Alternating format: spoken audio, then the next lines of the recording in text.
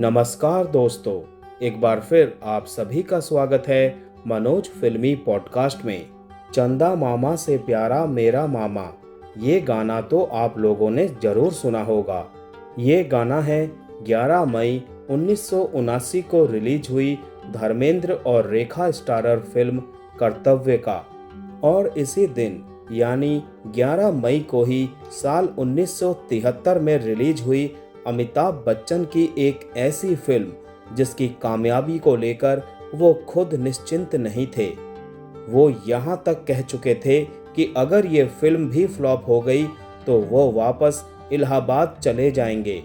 लोग उन्हें flop hero का तमगा दे चुके थे और इस फिल्म के चलने न चलने पर ही उनके कैरियर का कांटा टिका था। उनकी तब तक 12 फिल्में फ्लॉप हो चुकी थी और इन फिल्मों ने बॉम्बे टू गोवा और आनंद जैसी फिल्मों की शोहरत पर पानी फेर दिया था। जब उस जमाने की तमाम हीरोइनों ने अमिताभ बच्चन के साथ काम करने से इनकार कर दिया तो उनके साथ आई थी उनकी खास सखी जया भादुड़ी, जिन्होंने इसके बाद जीवन भर अपने इस रियल लाइफ हीरो का साथ नहीं छोड़ा। आज के एपिसोड में बात इसी फिल्म की, नाम जंजीर। एपिसोड में आगे बढ़ने से पहले मेरा आप सभी से निवेदन है, मेरे चैनल को सब्सक्राइब करके बेल आइकन को जरूर प्रेस कर दीजिएगा। तो चलिए दोस्तों, शुरू करते हैं एपिसोड को। अब आप कहेंगे कि जब आज के एपिसोड में किस्से जंजीर के ही सुनाने थे तो कर्तव्य तक जाने की क्या जरूरत। तो धर्मेंद्र का जिक्र यहाँ इसीलिए क्योंकि ये कहानी सबसे पहले इसके लेखकों सलीम जावेद से धर्मेंद्र ने ही खरीदी थी।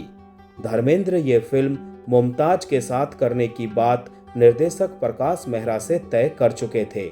धर्मेंद्र और प्रकाश मेहरा की दोस्ती हुई फिल्म समाधि से। फिल्म सुपरहिट रही। इसके पहले का रिकॉर्ड भी प्रकाश मेहरा का दमदार था। शशि कपूर के साथ वो 1969 में ही हिट फिल्म हसीना मान जाएगी बना चुके थे और संजय खान व फिरोज खान को लेकर 1971 में उन्होंने बनाई सुपर हिट फिल्म मेला।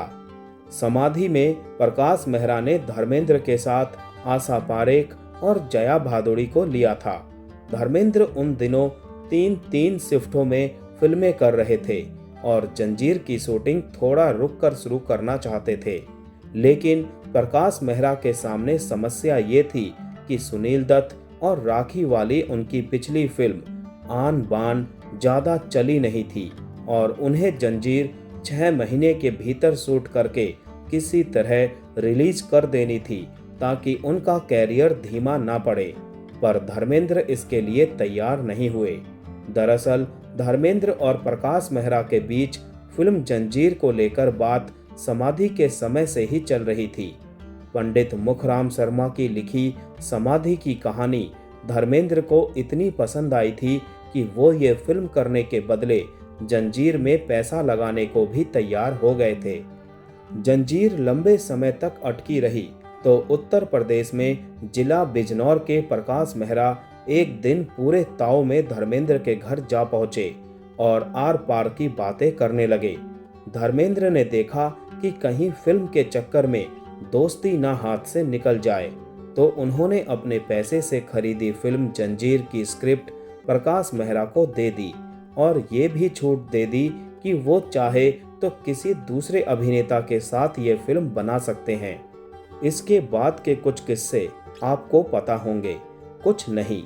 आपको पता होगा कि ये फिल्म देव आनंद से लेकर राजकुमार और दिलीप कुमार तक का चक्कर लगाकर अमिताभ बच्चन की झोली में गिरी। देव आनंद को फिल्म में अपने ऊपर 4-5 गाने चाहिए थे। प्रकाश मेहरा इसके लिए तैयार नहीं हुए। राजकुमार चाहते थे फिल्म मद्रास में शूट हो।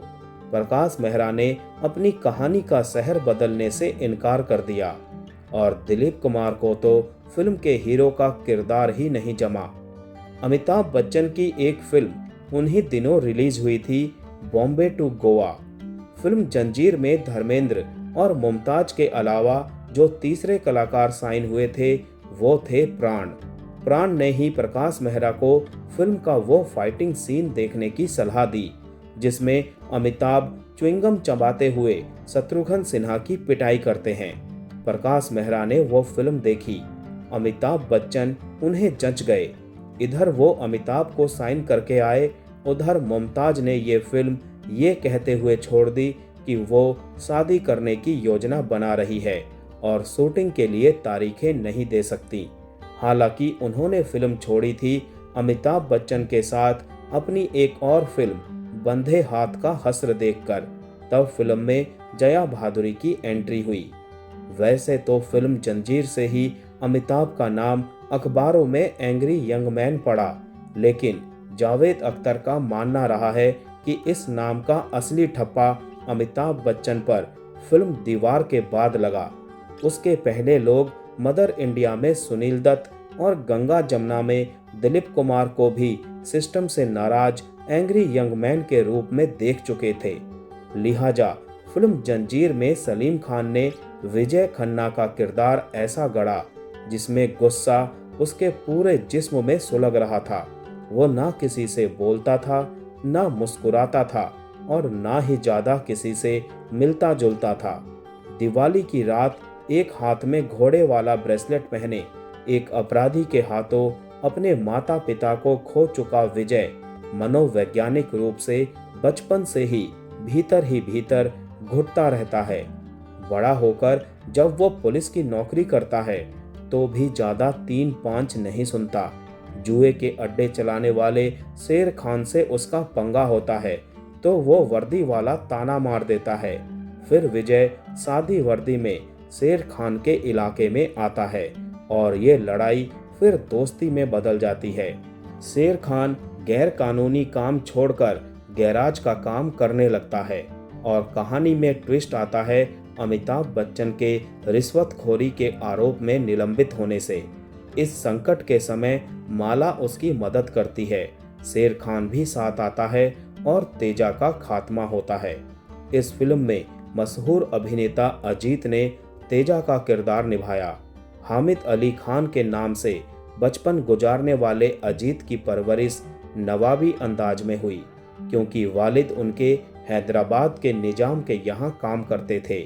इस फिल्म के लिए जब अजीत विलन बने तो उन्होंने प्रकाश मेहरा से पूछा कि क्या कभी उन्होंने असल जिंदगी के माफिया डॉन से मुलाकात की है, तो उन्होंने बताया कि असल जिंदगी के ये बड़े बड़े डॉन कभी चीखते चिल्लाते नहीं हैं, उनका सर्द लहजा ही काम कर जाता है। और ऐसे ही इंदौर के एक डॉन का पता सलीम खान को भी मालूम था।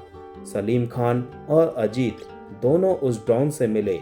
फिल्म की शूटिंग शुरू होने से पहले अजीत ने लंबा वक्त इस डॉन के साथ गुजारा और उसके तौर तरीके सीखे। फिल्म में शेर खान का किरदार करने वाले प्राण ने भी इस फिल्म के लिए काफी कुछ तैयारियां की। फिल्म में उनका जो गेटअप है वो उनका खुद का तैयार किया हुआ है। प्राण ने अपनी एक फिल्म का गेटअप कभी दूसरी फिल्म में रिपीट नहीं किया। अगर लुक एक जैसा हुआ तो वो बोली बदल लेते थे। फिल्म जंजीर को बनाने में भी प्राण का ही सबसे बड़ा योगदान रहा। धर्मेंद्र और मुमताज के फिल्म छोड़ देने के बाद भी प्राण ने प्रकाश मेहरा का साथ नहीं छोड़ा। ये इसके बावजूद कि इस फिल्म को छोड़ने पर मनोज कुमार ने उन्हें 2 फिल्में देने का लालच भी दिया था। प्राण जुबान के पक्के इंसान आखिर तक रहे। लेकिन इस फिल्म में जो एक गाना है, यारी है ईमान मेरा यार मेरी जिंदगी, उसकी शूटिंग के वक्त वो इतना गुस्सा हुए कि शूटिंग बीच में छोड़कर चले गए। बाद में बड़ी मुश्किल से वो ये गाना करने को राजी हुए। पूरी फिल्म में इसी गाने के दौरान अमिताभ बच्चन थोड़ी देर के लिए पर्दे पर मुस्कुराते हैं। फिल्म में मन्ना डे का गाया ये गाना और लता मंगेशकर व मोहम्मद रफ़ी का गाया गाना दीवाने हैं दीवानों को ना घर चाहिए सुपरहिट गाने रहे, वो भी अपने समय के। इस 2 गानों में तो गाने के गीतकार गुलशन बावरा खुद नाच रहे हैं हारमोनियम बजाते हुए। फिल्म जंजीर में कुल 5 गाने हैं, इनमें से 3 गाने तो सुपर डुपर हिट रहे। चौथा गाना दिल जलो का दिल जला के खूब बजा, जिसे लिखा था फिल्म के निर्देशक प्रकाश मेहरा ने। फिल्म जंजीर में संगीत दिया था कल्याण जी आनंद जी ने। फिल्म के गाने रेडियो पर तो खूब बज ही रहे थे, लेकिन इनके रिकॉर्ड्स ढूंढने में लोगों को खूब परेशानी हुई। गानों के कैसेट्स बनने भी तभी बस शुरू हुए थे, और कहते हैं कि उसी साल रिलीज हुई एक और सुपरहिट फिल्म के संगीतकारों ने बाजार से फिल्म जंजीर के सारे रिकॉर्ड्स और कैसेट्स उठवा लिए थे।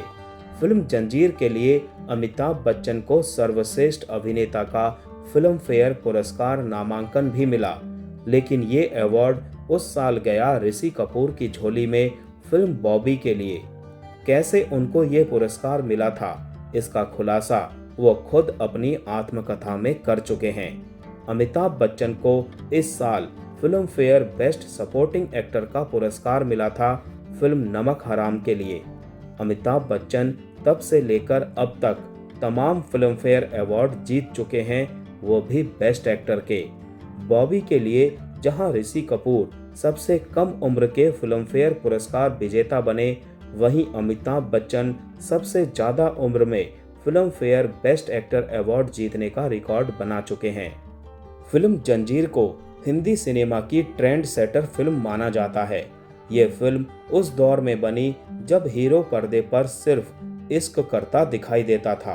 अपने आसपास समाज में हो रहे भ्रष्टाचार, बेरोजगारी और अराजकता से वो लड़ता भी था, तो बीच बीच में लौटकर अपनी मासूका के पास जरूर आ जाता था। यहाँ उसे बाकी दुनिया से कुछ लेना देना ही नहीं है। अपना घर तोड़ने की हद तक जाकर विजय खन्ना जमाने से भिड़ जाता है। एक बुजुर्ग के हाथ की खाली बोतल और उसके 3 बेटों की जहरीली शराब से मौत उसे चैन से जीने नहीं देती। फिल्म को समाज की सच्चाई से जोड़ने की उसकी ये कोशिश ही फिल्म जंजीर की कामयाबी का असली राज है। कुछ राज फिल्म के ऐसे भी हैं जो अमिताभ बच्चन को भी बहुत बाद में पता चला। फिल्म का कलकत्ता में प्रीमियर हुआ तो वहां इकट्ठा हुजूम प्राण की जय जयकार कर रहा था। फिल्म के वितरकों ने इसका प्रचार ही प्राण की फिल्म के तौर पर किया था। इसे देख अमिताभ की आंखें नम हो आई। प्रकाश मेहरा ने तब अमिताभ का कंधा दबाया और कहा, पिक्चर खत्म होने दो, यही लोग थोड़ी देर में तुम्हारी जय जयकार करते दिखेंगे। और दोस्तों, हुआ भी यही। फिल्म कलकत्ता में तो चल निकली थी, लेकिन फिल्म के कलाकार जब बंबई लौटे तो यहाँ मामला एकदम शांत था। बंबई में फिल्म ने रफ्तार पकड़नी शुरू की रविवार से। प्रकाश मेहरा उस दिन बांद्रा पश्चिम स्थित थिएटर गैटी गैलेक्सी के सामने से गुजरे तो वहां उन्हें हाउसफुल का बोर्ड लगा दिखा और टिकटें ब्लैक में बिकती दिखी। सोमवार से फिल्म ने रफ्तार पकड़ी और ऐसी पकड़ी कि आज तक हिंदी सिनेमा की कल्ट फिल्म मानी जाती है। 11 मई 1973 को फिल्म रिलीज हुई। इसकी कामयाबी मनाने अमिताभ और जया विदेश जाना चाहते थे। दोनों को घर वालों की इसके लिए मंजूरी भी मिल गई, लेकिन 3 जून 1973 को शादी करने के बाद 47 साल बाद इस फिल्म के कलाकारों में सिर्फ अमिताभ बच्चन ही अब तक सिनेमा में नियमित काम कर रहे हैं। टीवी पर आने वाले विज्ञापनों में उनकी संख्या आज भी देश में किसी भी दूसरे कलाकार या ब्रांड एम्बेसडर से ज़्यादा है। बिल्कुल ठीक गिनती अगर आप पूछें तो बता देते हैं कि इस समय अमिताभ बच्चन के 20 अलग अलग उत्पादों के विज्ञापन टीवी पर आते हैं।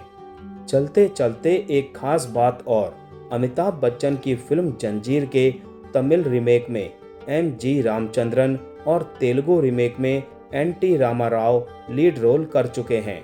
फिल्म के मलयालम रीमेक के हीरो थे जयन। रामचरण तेजा ने साल 2013 में इस फिल्म का हिंदी और तेलुगु में मॉडर्न वर्जन प्रियंका चोपड़ा के साथ बनाने की कोशिश की, और ये दोनों फिल्में राम गोपाल वर्मा की शोले की तरह ही फ्लॉप रही। तो दोस्तों, आज का एपिसोड यहीं समाप्त करते हैं। मिलते हैं नेक्स्ट एपिसोड में। तब तक के लिए आप सभी को tata bye bye, take care.